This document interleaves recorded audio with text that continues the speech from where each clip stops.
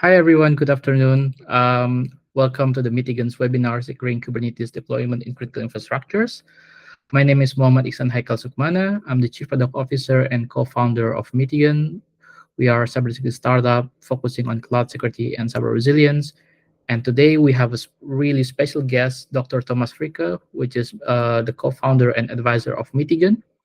So today we will be talking about how we can secure Kubernetes deployment in the critical infrastructures, where many of them are going to be running on the air-gap environments. And obviously, this is really important as critical infrastructures are really critical for many reasons as well. And obviously, as well as critical infrastructure have a lot of threat actors that are trying to gain access to the critical infrastructure, such as for disrupting critical services or maybe stealing confidential information, while critical infrastructure is going to be going through digital transformation that requires them to basically modernize their application and data with cloud native infrastructure. So how we can achieve that? What are the problems basically with while deploying the Kubernetes in critical infrastructure?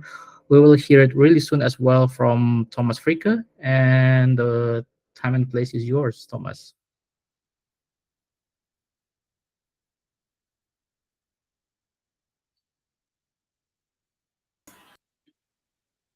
Trying to share my screen.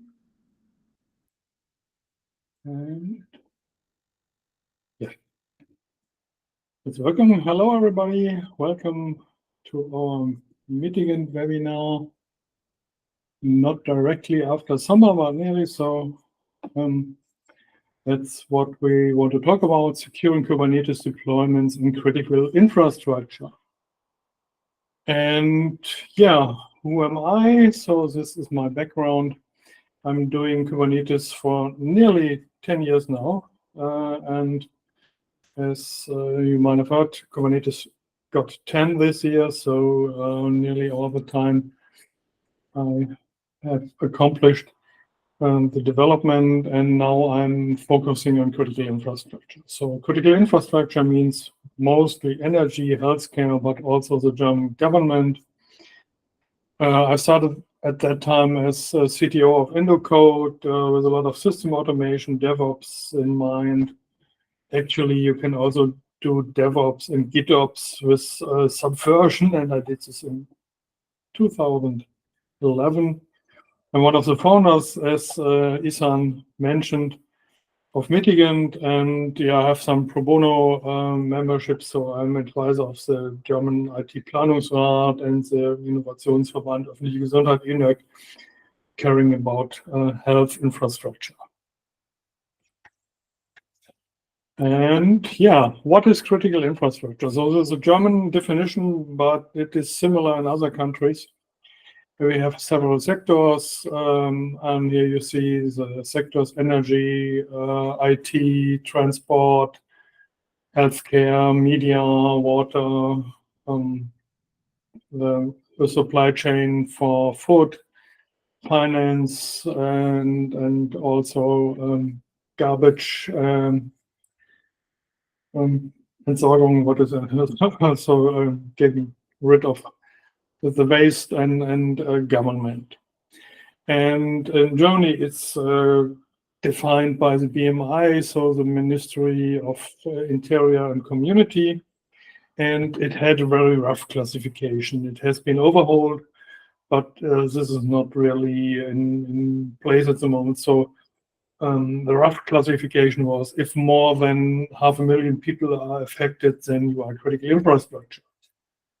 And this has some absurd consequences. For example, your glasses in insurance, if you insure more than 500,000 people, might be more important than your waterworks, because normally waterworks are quite local and don't have this much of customers. So, yeah. Even if they are more important, they are not classified as critical infrastructure, which is the flaw of this very rough definition. You have also transport and traffics, for example, traffic lights, but you might have noticed that the traffic works better without traffic lights, but you have also tunnels. in Germany and elsewhere, and in tunnels you also need electricity for ventilation and air conditioning. Otherwise, it would be hard to go through a tunnel with a car.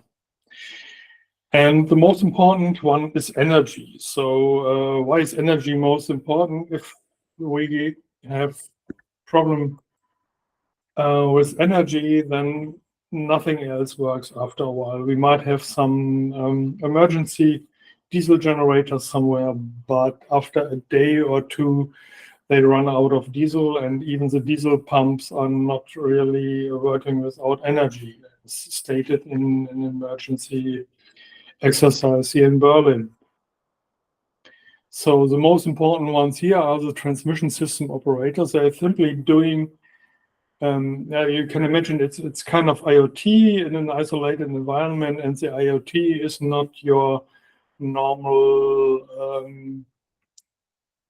Philips Hue light bulb. Your IoT is 110 and up kilovolt power line. And therefore you need logic to switch it. As you can see here, you have nearly everything. So we don't have nuclear power plants anymore, but we have a lot of wind farms. We have also a lot of coal plants and industrial plants, some medium-sized plants. We have households in the city network, 3 megawatt around.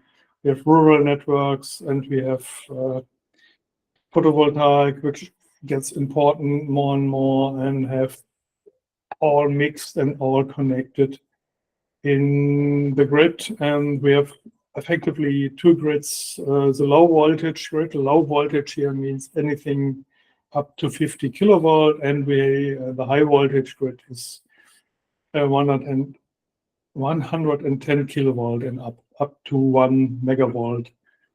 And this also is a little bit critical, as you might see. If we don't have connections between these lines, and you don't have energy anymore. This would mean that you don't have pumps for oil, or you have to run your hospitals on emergency diesels. Therefore, this is the most important thing, and it's getting more and more complex, as you might see, because people are throwing a lot of other stuff into the grid. For example, there are plans of vehicle-to-grid connections on lower voltage. You have more local networks, much more devices. You have a bidirectional flow of energy now, and also information is flowing. This means the entire business of providing energy is getting more and more complex, and this is the perfect scene for Kubernetes. You have more devices, you have uncertainties with the weather, uncertainties with how many cars are connected. You have an entire program, the European Energy Exchange Program, that you need more flexible computing power to control any part of the energy grid. Just the motivation part. And as you might have heard 2 years ago, or it was in the beginning of the war, we lost control of 5,800 wind turbines. So this would be a total of 13 gigawatt, and the grid stability tolerates maximum 3 gigawatt of failure. So if it would not only go out of control, but would actively have turned off, then we would have had a major blackout in the beginning. But the physical control or the attack was so simple that it just turned, it just bricked the modems. And the major flaw was that it ran this control run through the same satellite as the Ukrainian military. Just to see on which scale we are attacked. There are smaller attacks at the moment. There are mixed physical and network, also not to say cyber attacks, and people are quite nervous at the moment about everything. You might have heard there are drones flying around, and yeah, this is the motivation of we should keep it as secure as possible. So here is the standard model you might have heard. It is a network isolation model. You have several zones in a typical corporate network. The outside here on the top, the yellow line is the internet. Then you have a management plane. You might have heard of demilitarized zones, some extranets. Then you have a client security zone. Then you might have a high security zone and then another restricted high security zone. And colleagues I worked with have had a separate laptop for every of these zones. So this sums up to 1, 2, 3, 4, 5, 6 laptops. So they actually had 5, which is quite hard to manage because requirements sometimes require physical networks isolated and also the hardware isolated. Effectively, this is a medieval castle design. So this is the design of the Belvoir Castle. You have here one moat, 2 walls, towers, bridges for access.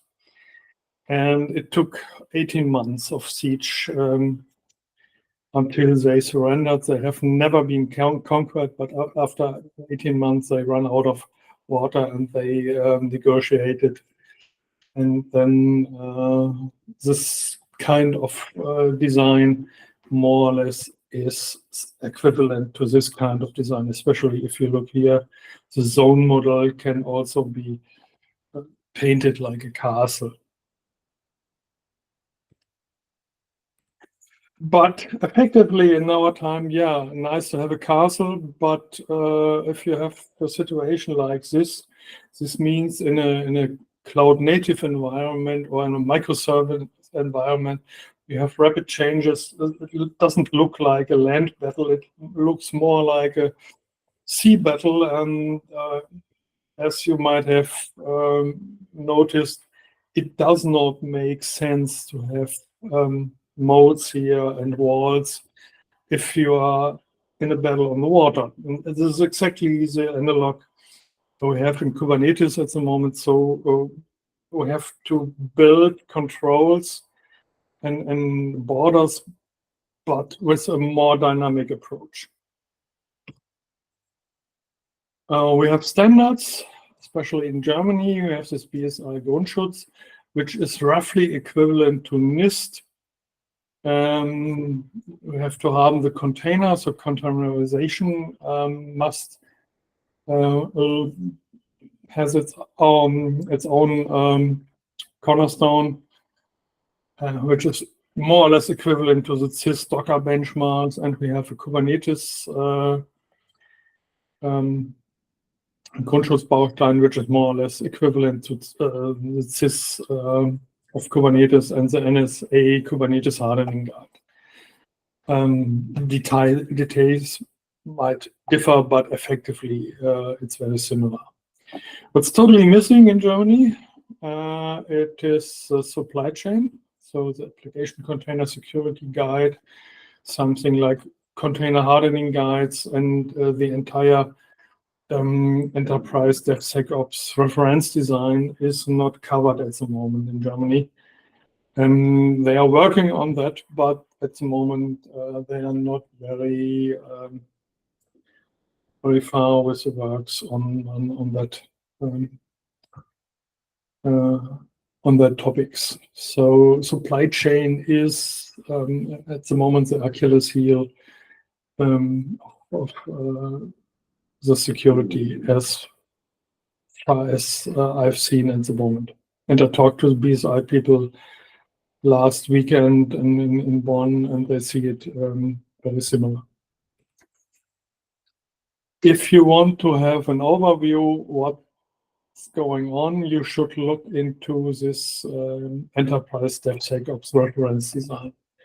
Starting with the threat model, you need to do secure coding, security as code, static analysis, dynamic analysis of the code, real pen testing by people, digital signing, and then on the operation side, you secure it. You do a secure transfer, a secure config, security scan, patching, auditing, monitoring, and after that, a manual analysis, and then you feed it back into the threat model and go through this DevSecOps cycle again. Effectively, it's a DevOps cycle with a lot of security measures enhanced. So it's copied by the Department of Defense and the Cloud Native Computing Foundation. They have aligned their forces and worked on that. And effectively, this is the US standard of how to secure Kubernetes in container environment. What you actually want is something like, yes, I want to do my software development more systematically. You need a software factory strategy. And you want to be as agile as possible. Security should be first-class team member. You want to do your private cloud, maybe also public cloud. You need a full build pipeline, and you don't accept any security trade-offs. And it's all about enabling. So this is a central part of this picture. And then what you see normally, people do something on agile. They want to do something with the cloud. They want to do DevOps and CI/CD. But effectively, you have to integrate everything at once if you want to develop and run your software in the cloud. And then it does not make sense to focus on one of these aspects. You need all at once. This makes it a little bit complicated. Normally, I give DevSecOps workshops on these topics. And if we go into detail with the development and operations team, 1 week workshop turns into a task of 2 years for the team. The next step is, in critical infrastructure, by regulation, it's not allowed to have a direct connection to the internet. And this means you don't have registries, hand charts, Git repositories, ingress, egress, and the CVE lists, not to forget, out of the box. So you have to care how to carry them into an isolated cluster. And it's possible, but you need some additional work. You have to mirror your images. One of my favorite tools is Harbor. You have to place a hand chart somewhere, so you can do it in Git. Just if you have an internal Git, or hand charts also can be provided in containers. And the Git might be your corporate Git, but if you look into this architecture, then either you have an exception for your GitLab in every of the security zones, which is not recommended, or you need to run your own Git in every security zone. This means you need a small version of a Git, but this is possible. One very special thing which is recommended by the German BSI is the packet filter, application gateway packet filter. So it's a sandwich where you have a packet filter and an application gateway integrated. If you want to connect to the outside world, it's a must. The egress, if you have egress, then you need to do micro-segmentation, which translate into Kubernetes network policies or a service mesh. And yeah, you have to get your CVE list somehow into the picture. This means that you know if you run something which is vulnerable. And it's possible, and I have this example on GitHub, how to run a management cluster. You can run everything in a special cluster which is dedicated, like a jump host in earlier times, or it's a gateway cluster or a jump cluster or a bastion cluster. This is a cluster which only runs the necessary tools to provide the images, the Helm charts, and the Git configuration for a number of other clusters. So on this cluster, you run a harbor with a scanner. You can use Trivi, or you can use our solution for Mitigant. And then you scan the containers from the outside world, and then you get the results of the scan internally.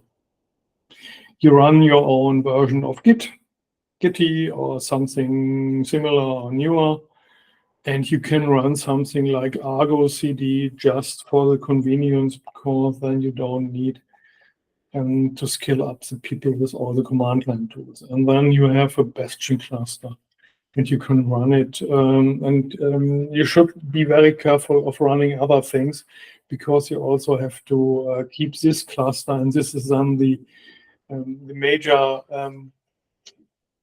attack target, as secure as possible. There's another thing: you need to log everything.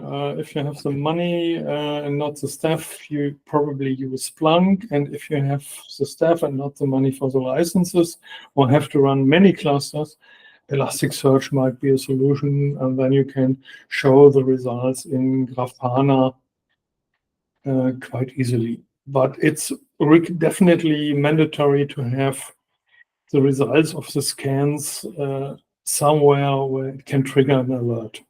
So this can be done from Splunk or Elastic.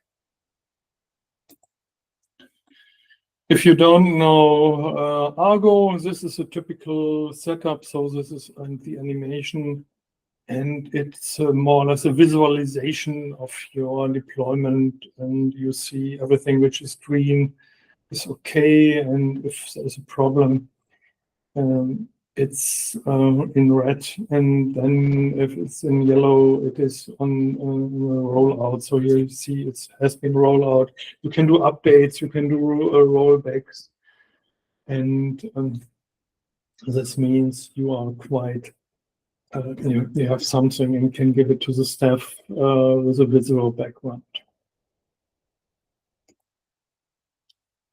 So the setup here is a management cluster. It's focused on security. It's a Kubernetes cluster. It can be a very small one. Then you use Harbor with scanners. Gitty, I mentioned. For Geo is a fork, Argo CD, and monitoring. This is the most important steps, that you have everything together in one place and can control everything in your environment this way.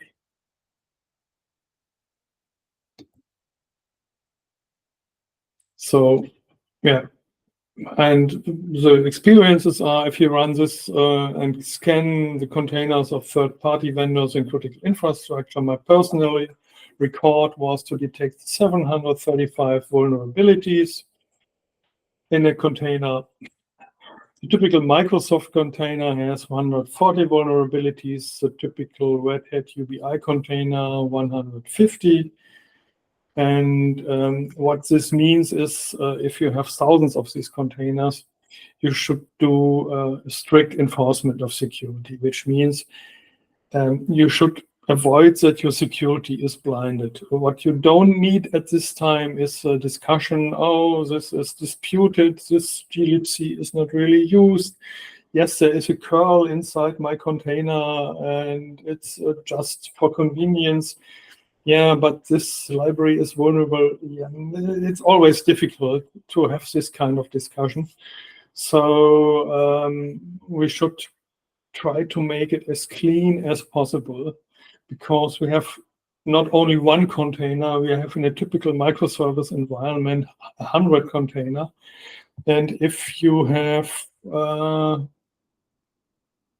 typical numbers for that 120 vulnerabilities, you have 1,200 vulnerabilities, 200 installations, you have 250,000 vulnerabilities in critical infrastructure.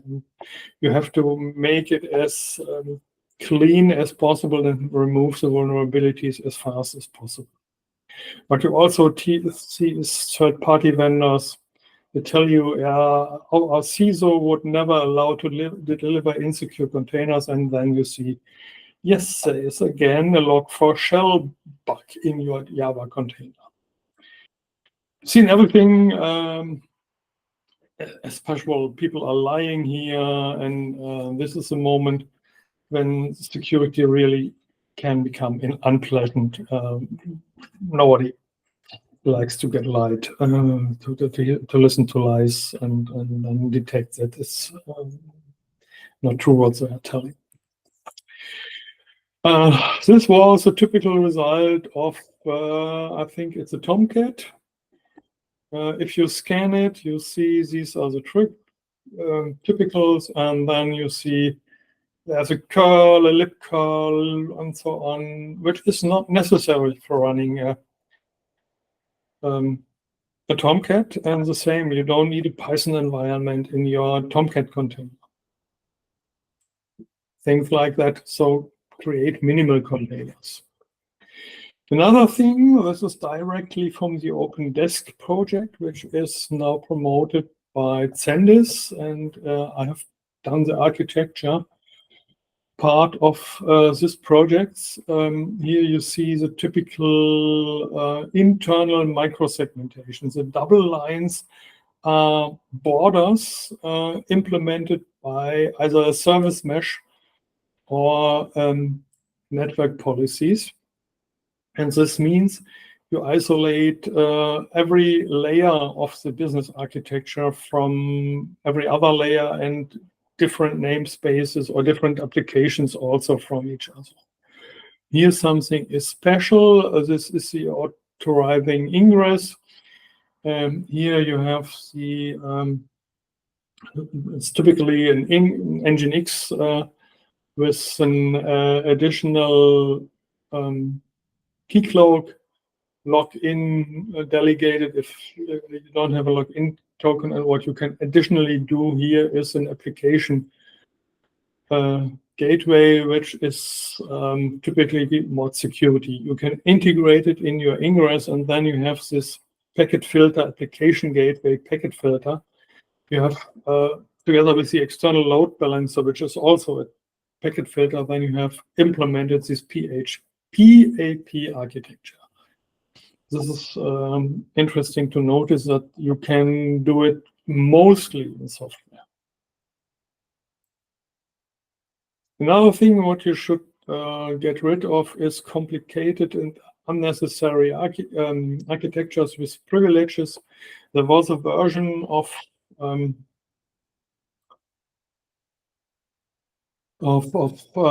monitoring software where you had directly access from a container which was connected to the internet, to the sysctl and the host. So you had this done directly.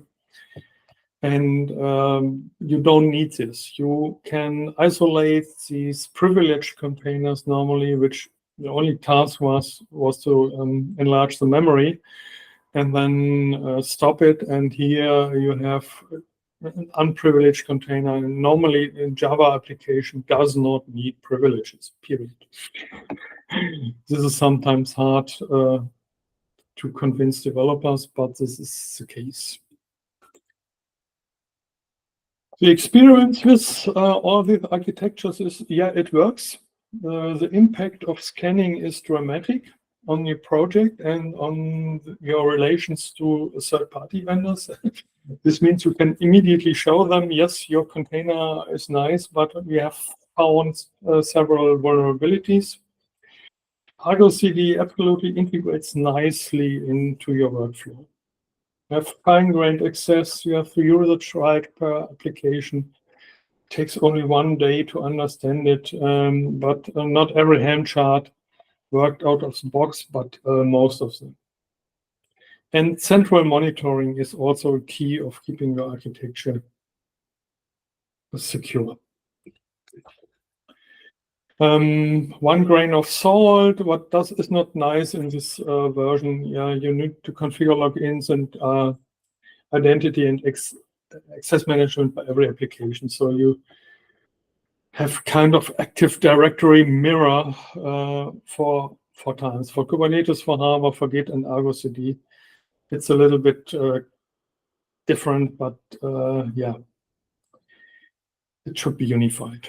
And Active Directory always is a major security pain. Please try to avoid it.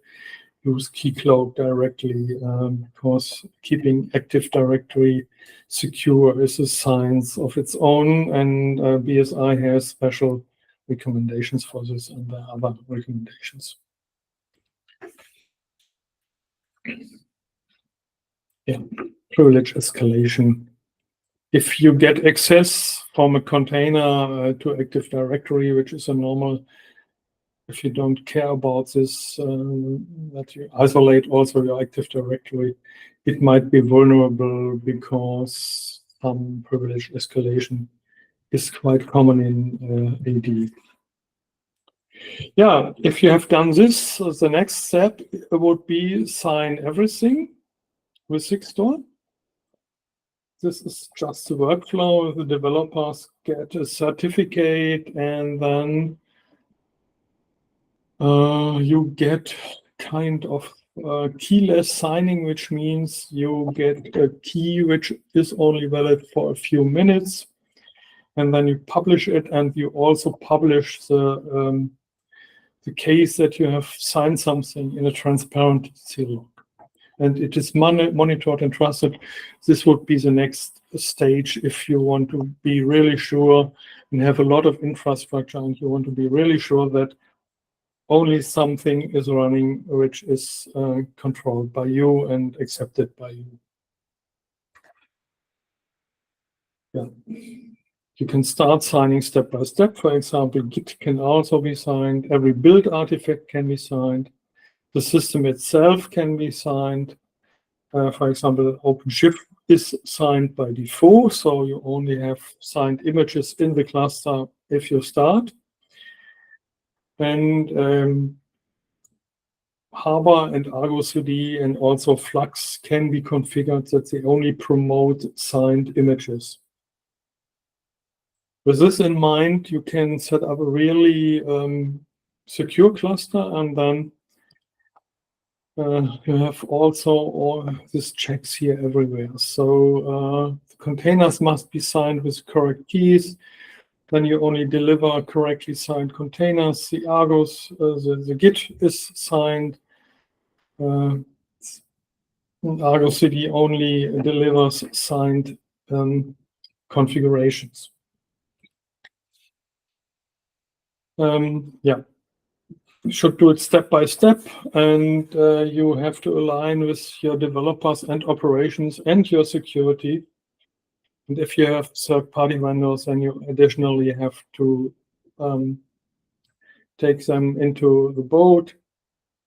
At the moment, we don't have very much container security culture, but it is improving. Sometimes you have to enforce it. There's a lot of movement in Kubernetes security, mostly to the better. And Argo CD is a cornerstone if you want to do sec GitOps. Okay, that's it. Now we have time for Q&A. If you have questions, ask me or contact me, mail or on LinkedIn. Yeah. Thank you very much. Thank you so much, Thomas, for the presentation and the interesting insights as well on how we can secure the Kubernetes and the air-gap environment for critical infrastructures. So yeah, so I would like to open basically everyone to if you have any questions whatsoever, You can feel free to send your messages, questions, basically in the chat, or I believe then you should be able as well to unmute yourself for that. So thank you so much, everyone. So and I'll stop